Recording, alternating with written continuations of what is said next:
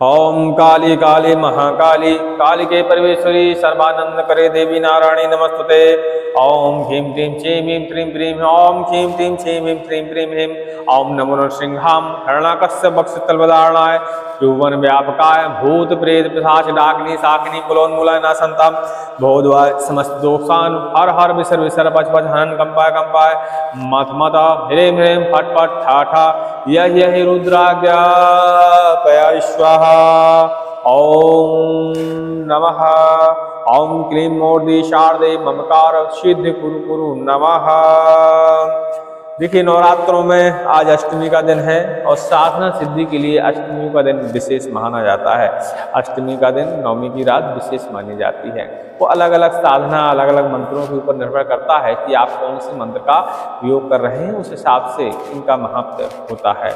हम आपको बता दें कि जैसे आपने बहुत सारे मंत्रों का सिद्धिकरण किया होगा, बहुत सारे मंत्रों का हमारे जापन किया होगा यूट्यूब से उठाकर या कहीं और से, या हो सकता है टेलीग्राम से मंत्र पाए हों, तो उन सब का आप अष्टमी के दिन, नवमी के दिन, दसवीं के दिन उनका हवन संपूर्ण होता है। लेकिन कुछ लोगों ने जाप नहीं किया होगा क्योंकि लंबा जाप रहता है, इस वजह से उनको दिक्कत होती है कि इतना लंबा जाप हम कैसे करेंगे, कैसे मंत्र का प्रयोग करेंगे। तो अष्टमी की रात कुछ ऐसी होती है कि आपको सिद्धि तो नहीं मिलेगी, लेकिन मंत्र आपका कार्य करने लगेगा। 2, 4, 10 बार, 25 बार ऐसे झाड़ने के लिए आपका मंत्र कार्य करने लगेगा। तो कैसे हमको प्रयोग कराना चाहिए, दोनों की विषय है। आपने सिद्ध किया है तो भी मंत्र का प्रयोग कर सकते हैं, आपने मंत्र सिद्ध नहीं भी किया है तब भी 2 से 10 बार, 25 बार आप उस मंत्र का प्रयोग कर सकते हैं और वह मंत्र आपके लिए कार्य करेगा। हाँ, आपने सिद्ध नहीं किया है तो थोड़ा सा कम कार्य करेगा, और जिन लोगों ने सिद्ध किया है, मंत्र जपा है, हवन किया है, उनका भरपूर कार्य करेगा। तो अब आज बात आती है कि उन सारे मंत्रों को हम प्रयोग कैसे करें। तो वही विषय में आज हम वीडियो में चर्चा करने वाले हैं, क्योंकि आज का दिन शाम का हमारा पूरा व्यस्त रहेगा, तो हम मंत्र आज नहीं देने वाले, क्योंकि उसमें बना वीडियो नहीं रिकॉर्ड हो पाएगा शॉर्ट टाइम में। तो हमने कहा हवन शुरू होने से पहले आपको थोड़ी सी जानकारी दे दें तो शायद आपके किसी काम आ जाए। तो मंत्र तो आपने जप लिए, हवन कर लिए, उनका प्रयोग कैसे करना है, झाड़ा कैसे लगाना है, दूसरे की बाधा का हरण कैसे करना है, हमारा मेन विषय ये है। और दूसरा विषय ये है कि जो लोग जाप नहीं कर पाए हैं, मंत्र का सिद्धिकरण नहीं कर पाए हैं, वो भी मंत्र का प्रयोग कर सकते हैं, लेकिन कैसे कर सकते हैं। सबसे पहले जो इन्होंने मंत्र सिद्ध नहीं किया है वो कैसे प्रयोग करें वो हम बता दें। तो अष्टमी की रात में आप दीपक जला लीजिए, 4 मुक्का जला लीजिए, माता रानी की तस्वीर रख लीजिए, अक्षत पुष्प से उनका पूजन कर दीजिए। स्नान कराने के बाद थोड़ा सा मीठा प्रसाद, मीठी वाली पूरी माता को अर्पण कर दीजिए। थोड़ी सी अग्नि प्रज्वलित करिए और किसी भी मंत्र को लीजिए, हनुमान जी महाराज का, काली माता का, चंडी माता का, भैरव महाराज का, जो भी आपको मंत्र हमारे चैनल पर उपलब्ध हो, शुंगा महाराज का छोड़ के, ठीक है, शुंगा गिया बेताल ऐसे मंत्रों को छोड़ करके किसी भी मंत्र को आप, कंठस्थ होना चाहिए आपको, ये जरूरी है कि आपको मंत्र कंठस्थ हो, तभी आप ऐसा करिएगा। तो आप यदि कंठस्थ है मंत्र, आपने उसका जाप नहीं किया है लेकिन उसका प्रयोग करना चाहते हैं, ठीक है, तो आप अग्नि जला लीजिए, कंठस्थ कर लीजिए मंत्र को, और उसके बाद 21 बार, 51 बार उस मंत्र को पढ़ते हुए अग्नि में आहुतियाँ डाल दीजिए, ठीक है, और प्रार्थना कर लीजिए, और बस यह मंत्र आपका कार्य करने लगेगा। बाकी जो साधना सिद्धि से जुड़े हुए हैं वो संपूर्ण तरीके से हवन करें, क्योंकि उनको साल भर जिंदगी में उस मंत्र का प्रयोग करना है झाड़ा फूकी में, तो वो पूरी तरह करें। इस तरह जो शॉर्ट विधि है, इस तरह प्रयोग करने में आप थोड़ी बहुत 2, 4, 25 बार झाड़ा फूकी कर सकते हैं, असर करेगा मंत्र, उसके बाद काम करना बंद कर देता है। लेकिन जिन्होंने साधना सिद्धि करी हुई है, जब पूरा किया हुआ है, उनका लाइफ टाइम मंत्र कार्य करता है। अब कई लोगों की समस्या होती है कि मंत्र ने असर नहीं दिखाया, क्योंकि जाप करते समय कई लोगों को देखिए लक्षण नज़र आते हैं, कई लोगों को लक्षण नज़र नहीं आते। तो इसमें नर्वस होने की ज़रूरत नहीं है, सभी के साथ ऐसा होता है। शुरुआत में जब हमने भी मंत्र जाप किए थे तो हमें भी कोई लक्षण नहीं मिला था, लेकिन पहली साल लक्षण हमको नहीं मिला, दूसरे साल उन मंत्रों का लगातार हम जाप करते रहे। ऐसा नहीं है कि नवरात्रि निकल गई तो हमने उनका जाप बंद कर दिया, ठीक है। 30 त्योहार हुआ, जैसे ग्रहण काल हो गया, एकादशी हो गई, अमावस्या हो गया, ऐसे समय में उन मंत्रों का थोड़ा थोड़ा हम हवन कर देते थे, 2 बार, 5 बार, 21 बार हम जाप कर लिया करते थे। और जैसी नवरात्रि आती है या दीपावली आती है तो उनका हम फिर संपूर्ण तरीके से फिर जाप करते थे, यानी दोबारा सिद्धिकरण।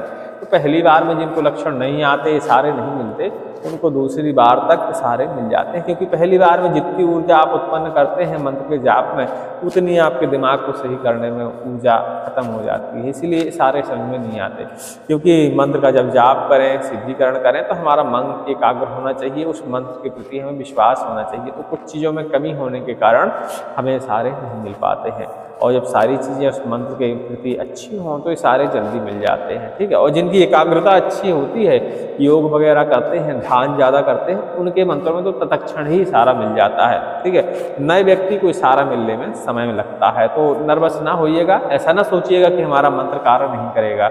आप कभी भी उस मंत्र का प्रयोग करेंगे, मंत्र आपका कार्य करेगा, बस इशारे नहीं मिलेंगे, बस इतनी दिक्कत होती है, ठीक है। तो अगली बार फिर नवरात्र चैत में आ रही हैं, तो आप उस समय आप उसका प्रयोग करके, और इशारे उस समय तक मिल ही जाते हैं, चैत में मिल ही जाते हैं लगभग इशारे।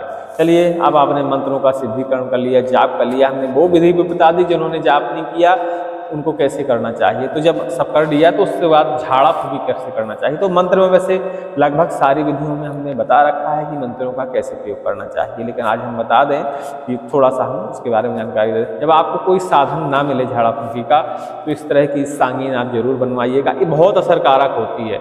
इस सांगीन का बहुत ज़्यादा असर होता है झाड़ा फूकी में, ये माता जी का अस्त्र माना जाता है, और इस तरह का होता है। गौर से देख लीजिए, आप इसे लोहार के यहाँ बनवा सकते हैं अपने यहाँ, इस तरह ये बननी है, इस तरह ये चिड़िया बीच की बनेगी, और इस तरह से वेल्डिंग करा के छेद करा के भी बनवा सकते हैं। ये नॉक इस तरह बनवानी है, अपने यहाँ के मिस्त्री से आप इसको बनवा सकते हैं। गौर से देख लीजिएगा ताकि आप इसे बनवा पाएँ, ठीक है।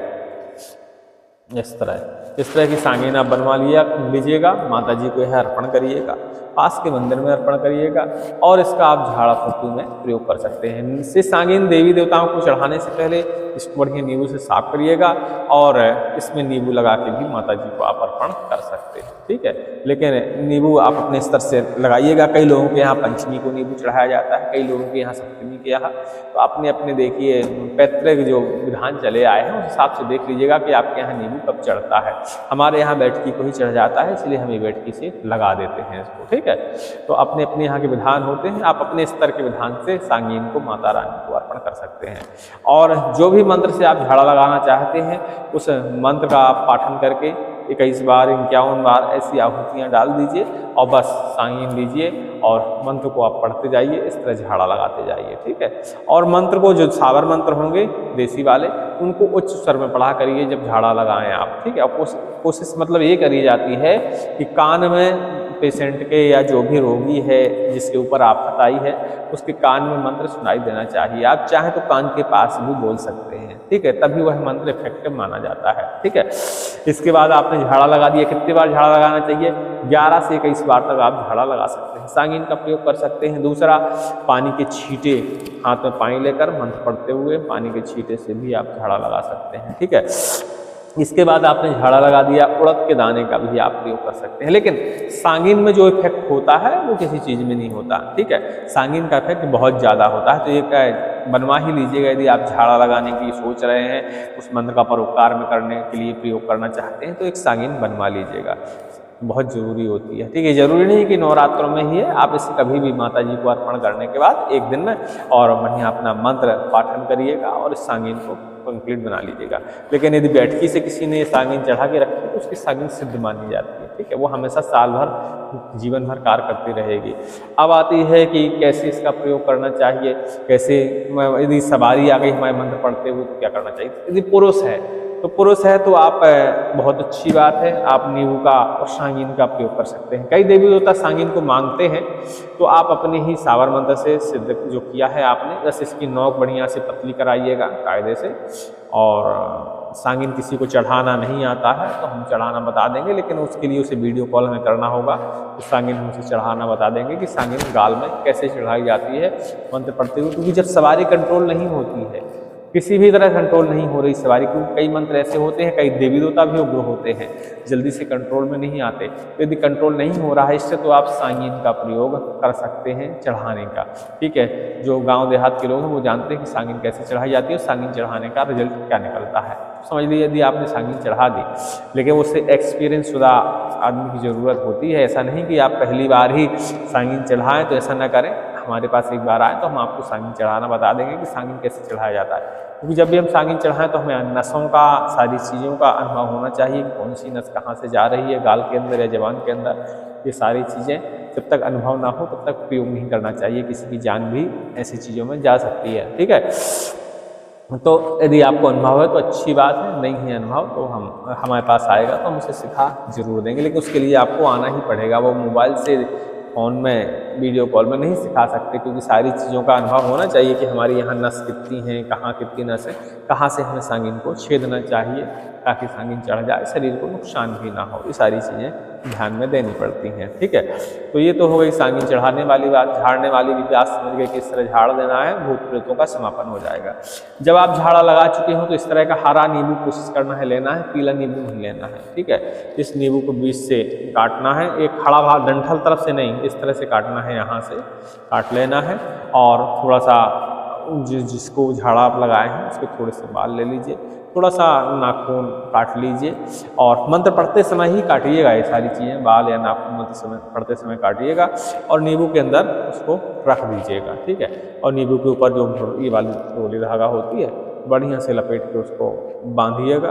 ठीक है, मंत्र पढ़ते हुए बांधिएगा, 7 बार लपेटिएगा, 3 बार लपेटिएगा, 11 बार लपेटिएगा, जो आपको करना हो, और बढ़िया उसके ऊपर मंत्र पढ़ते हुए गांठ लगा दीजिएगा। उसके सारे जो भूत प्रेत थे, सारे देवी देवता होते हैं, इस नींबू के अंदर बंद हो जाते हैं। नींबू का महात्म एक बलि के रूप में लिया जाता है।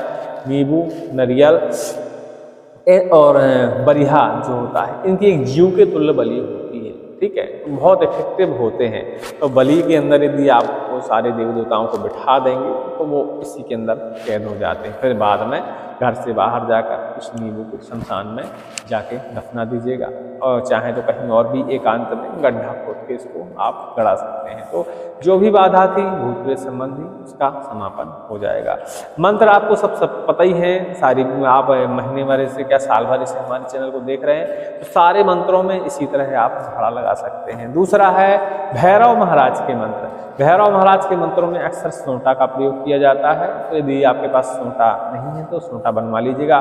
सोंटा बनाने के लिए आपको गाय की जो पूंछ होती है, एक्स्ट्रा जो रिजेक्ट बाल होते हैं बाहर तरफ, जो कांटों में अक्सर उलझ जाया करते हैं, तो उन बालों को हम काट लें ताकि गऊ को भी दिक्कत ना हो अपनी पूंछ से, क्योंकि बाल जब उससे उलझ जाते हैं तो बहुत ज़्यादा दिक्कत होती है। तो ऊपर वाले बाल उसके काट लें जो उसके लिए अनुपयोगी हैं, और उसकी बढ़िया से खुद रस्सी भी बना सकते हैं ऐसे करके, या किसी मिस्त्री से रस्सी बनाने वालों से उसकी रस्सी आप बनवा सकते हैं। और बढ़िया अच्छी इतनी रस्सी बनवा लीजिए कायदे से, और किसी भी मंत्र का आप भैरव महाराज के पालन करिए और रस्सी को पीठ में प्रहार करना शुरू करिए।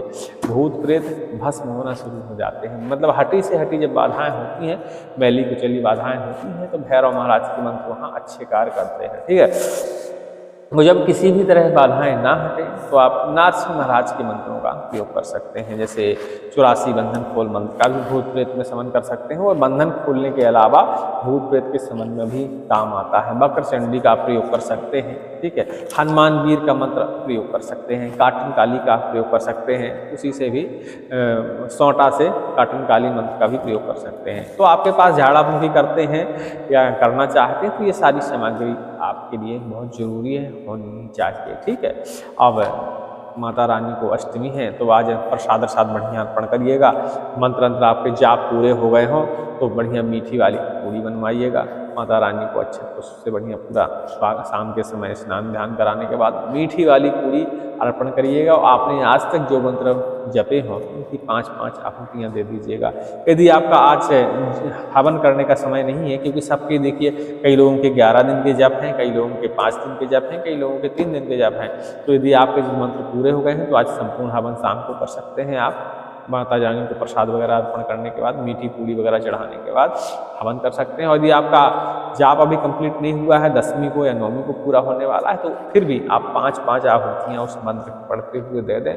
माता रानी को प्रसाद अर्पण करें, श्रृंगार अर्पण करें। माता रानी का आज पूर्ण श्रृंगार किया जाता है, जो व्रत रहते हैं पूर्ण श्रृंगार किया जाता है। कल के दिन 9वीं के दिन अपना श्रृंगार भी आप कर सकते हैं, मतलब दाढ़ी वगैरह ये सारी चीज़ें हो सकती हैं जो करना चाहता है। 9वीं को हवन करने के, संपूर्ण हवन करने के बाद दाढ़ी वगैरह करवा सकते हैं। हमारे बुंदेलखंड में ऐसा नियम है, अपने अपने क्षेत्र के नियम है देखिए, तो आप हमारे यहाँ जो होता है वो हम आपको बता देते हैं कि 9वीं को हवन करने के बाद आप दाढ़ी वगैरह छटाई करवा सकते हैं। 9वीं को हवन करने के बाद, पहले नहीं, ठीक है। उसके बाद कल शाम को ही आप भोजन पा सकते हैं, कोई दिक्कत नहीं, पंचक का ध्यान देते हुए, ठीक है। चलिए, उम्मीद करते हैं आप समझ गए हों। और किसी को जो देखो कोई कन्फ्यूजन हो किसी मंत्र के बारे में, तो अभी समय है, फ़ोन लगा के पूछ सकते हैं कि हमको ये चीज़ समझ में नहीं आई थी, तो हम उनको उस बारे में जानकारी दे देंगे। क्योंकि जिनके अभी चूक गए हैं समय, वो जाप नहीं कर पाए हैं, वो दीपावली की रात से एकादशी तक फिर मंत्रों की साधना कर सकते हैं। और जिन्होंने अभी जाप किए हैं उनको भी उस समय अपने मंत्र दोहरा देनी चाहिए दीपावली से एकादशी के बीच में। ऐसा करने से मंत्र में बहुत ज़्यादा सिद्धि आ जाती है, बहुत ज़्यादा ऊर्जा आ जाती है और मंत्र बहुत तीव्र गति से कार्य करते हैं, ठीक है। अब जैसे जिसने भैरव महाराज के मंत्रों का जाप किया है, उसके ऊपर तंत्र बाधा थी पहले से, तो उसको फिर झाड़ा फूकी अपने स्वयं की करने की जरूरत नहीं है, क्योंकि जब जाप आपने किया होगा तो आपकी स्वयं की बाधा अपने आप ही हट जाती है, ठीक है। आप परोपकार में मंत्रों का प्रयोग कर सकते हैं, ठीक है। चलिए, सभी को जय श्री राम, जय हनुमान जी महाराज की, जय काली मैया की। सभी को नवरात्रों की बहुत बहुत शुभकामनाएं। अष्टमी है आज, माता रानी सबके ऊपर कल्याण करें। जय महागौरी माता।